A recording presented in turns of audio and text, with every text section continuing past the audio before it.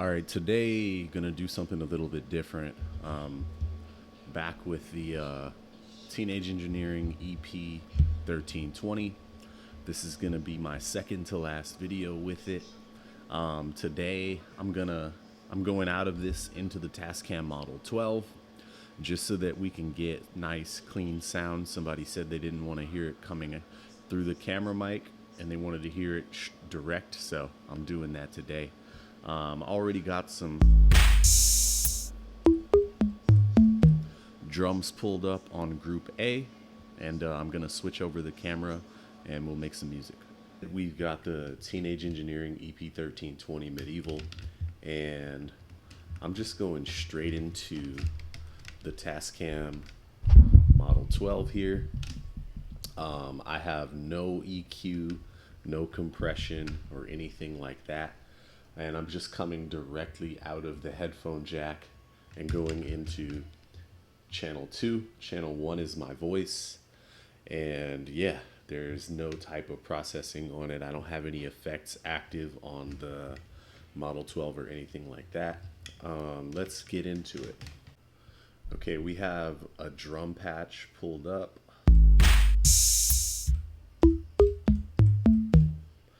And I think we're at 90 BPM. Let me just check. Okay, we only have one measure, so I'm just gonna go ahead and record this. Here we go.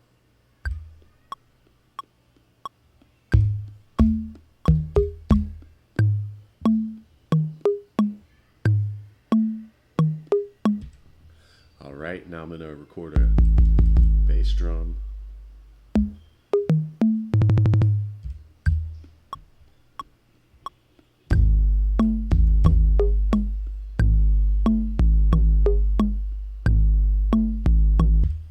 Okay, now we're gonna put down a snare drum. Now I don't actually have to do this to go back to the first measure. If I just hit record, I believe it'll start me over, but I do it for my own comfort. That's just, when I first started using this unit, it felt really foreign, and that's something that I started doing just to gain comfort, and I haven't stopped doing it. So a little tick that I developed, if you will. Let's lay down that snare though.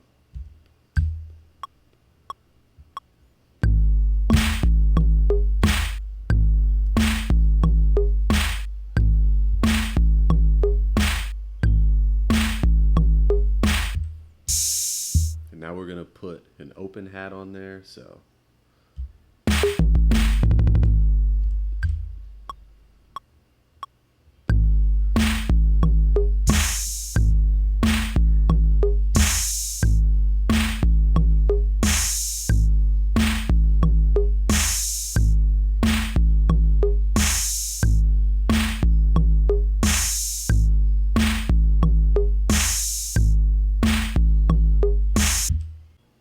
So we got this oboe sample, and I'm just gonna lay that down. But what I'm gonna do first is I'm going to change this. I'm gonna add a measure. Cool. And so we're gonna.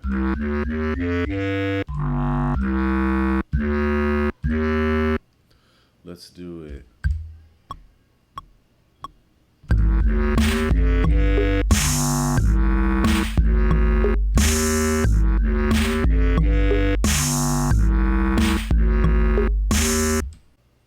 Okay, we're on group C, and I got this sample pulled up here, and so I'm gonna go ahead and extend the pattern, make it 4, and I got a little lead that I'm gonna put in.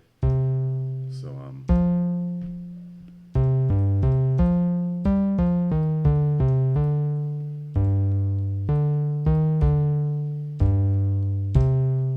hope I can do it first try. Let's give it a shot.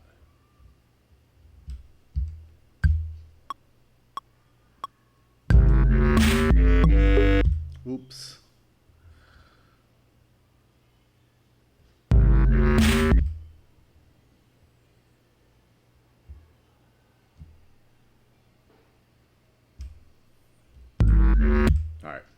gotta try it again. So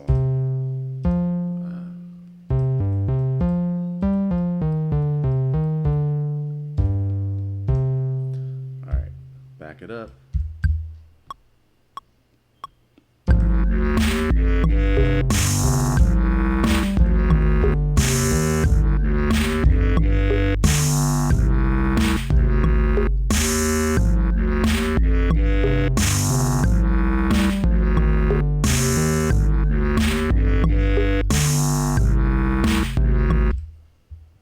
Works for me.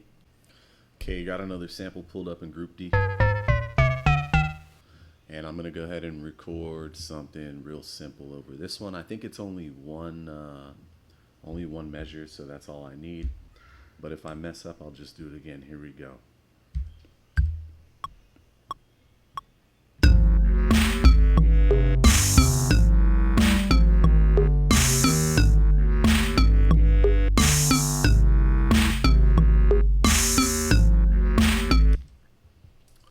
Next thing that I'm going to do is I'm just going to go mess with the amplitude of this in Group C. So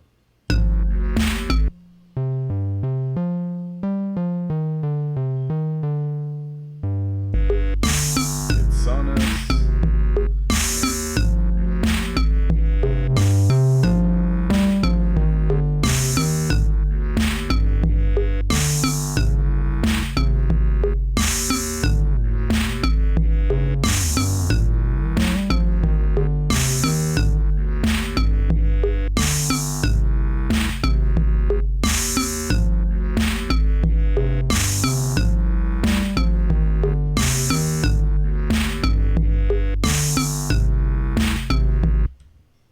Okay, and let's see, am I happy with the drums? So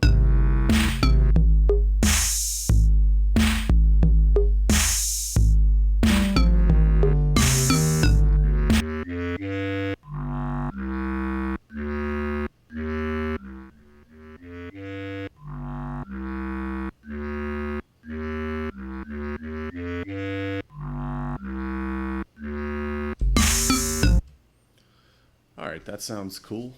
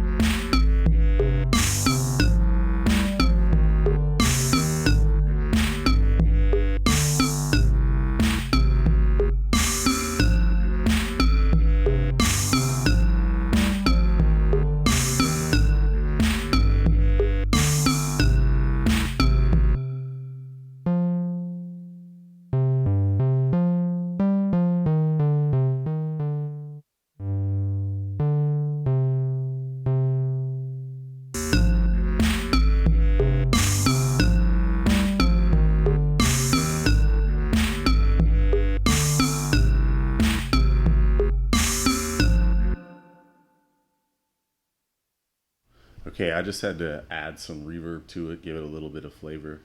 One thing that I always struggle with this unit with is a lot of times when you switch, so initially the fader is going to be assigned to level. It says level or level here, and it's right on top.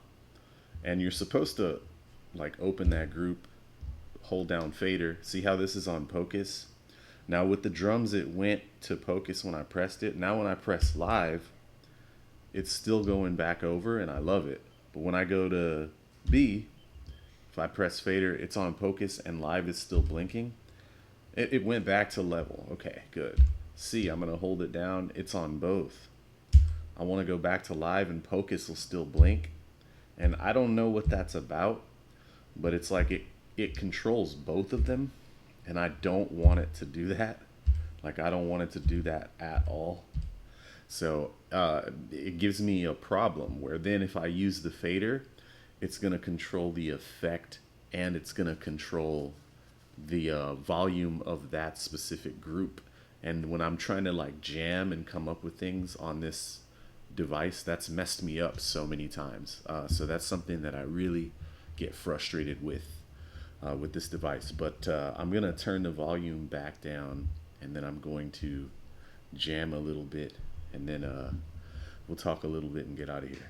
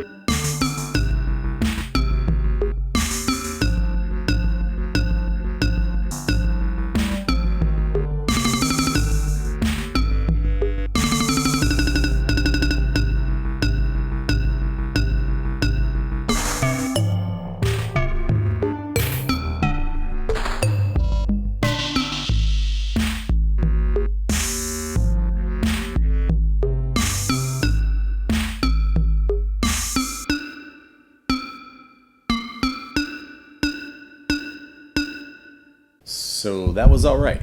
That was all right. That's probably going to be the second to last thing that I make on this.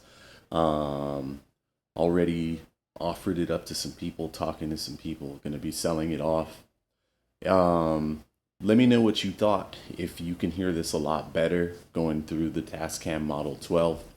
I might miss this thing. I just have to say, I might miss it when I don't have it anymore. It is fun to create these simple little jams, although it leaves a little bit to be desired for me. One big thing is that, you know, when I was playing, I think the oboe sample, just knowing exactly what the sample is would be very nice. And, you know, it just takes away the ability to do that with the limited screen and everything that you have on this. So it just kind of, a lot of it feels like shots in the dark. And I think that that's my biggest, that would have to be my biggest complaint with using this thing, is just the feeling like you're shooting shots in the dark, you know. It's a nifty little device, I guess. It's fun, but at the end of the day, it is a toy compared to something like the MPC, something like even like Beatmaker 3, you know, like those are full workstations. You can do everything with them. I was just watching a video from Bolo about how MPC software 3.0 is not ready yet.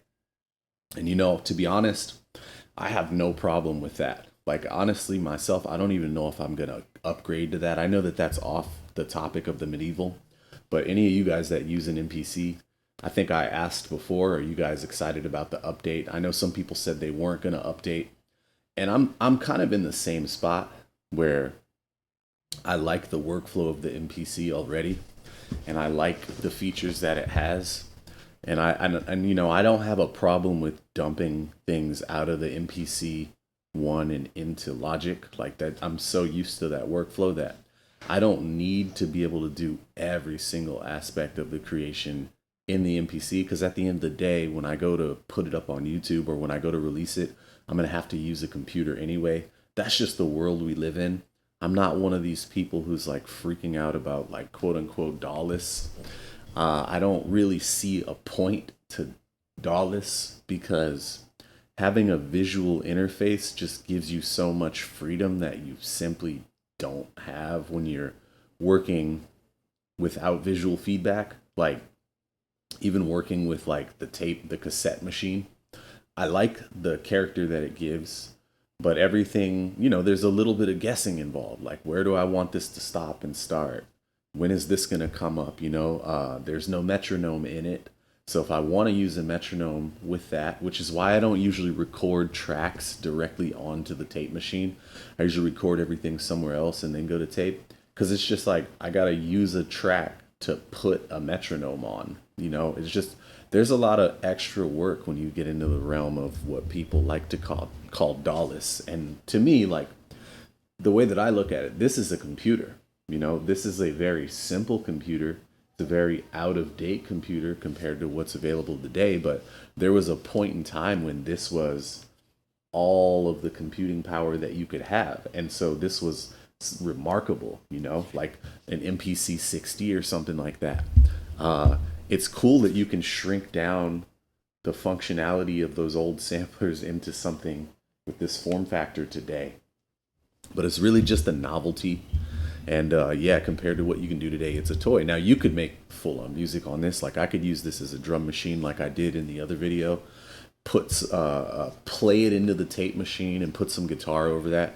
And that was a really cool experience. And I'm going to put a vocal on that and just upload what I get onto YouTube. But, like, when I'm seriously trying to create, if I have a chord progression in mind and I have a drum beat in mind and I want to pull drums away at this point and let them come back in at that point, you know, that's a special thing that we can do today that when you were just working with stuff like this, you couldn't do. And I guess it has its time and its place, but because of what I've become used to, it's just so much like playing as compared to like seriously making music. You know, like I played a gig the other night and, you know, all of those are songs. And we had points where we stop and start, and points where we speed up and slow down. And for me to recreate something like that on a device like this, it would just be so tedious and time consuming that it wouldn't even be worth it. So what you end up creating on this is like really simple beat jams, and that's fine. Like if you're learning how to make music and you want like an easy entry into music, I think it's amazing. But if you're someone like myself where like, I played instruments from the trumpet to the saxophone to the bass and guitar, I sing the drums, and when I make music on my MPC, I'm either recreating the drums using some samples of real drum kits, or I'm creating a drum beat that a drummer might be able to replicate later when we play live. Like a lot of the songs that we played live, we played 8 songs, and the majority of them are songs that I recorded myself on the MPC, or actually all of them I think are songs, all 7 of them, 7 out of the 8 songs we played are songs that I recorded myself on the MPC One. And the drummer basically copied the feel of what I created on the MPC for our live performances. And the same with the bass player. He copied and added his own thing to those bass lines, and the drummer added his own things to those drums. And you really can't do that with something like this. You can if you're willing to invest that amount of time, but in my opinion, it's just not worth it. So the next and probably final video with the Medieval is going to be me. I'm going to wipe it clean, and I'm going to make whatever I can make with the MPC One Plus and this. Use the same samples, try to make the same creation. So it's going to have to be really simple.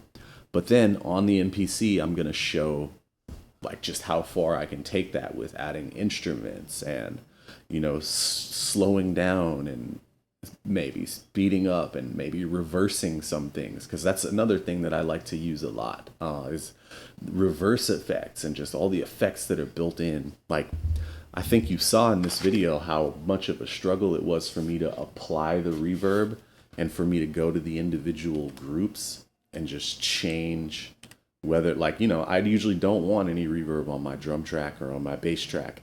And so on these two, which were melodic tracks, that's where I want the reverb. And it's just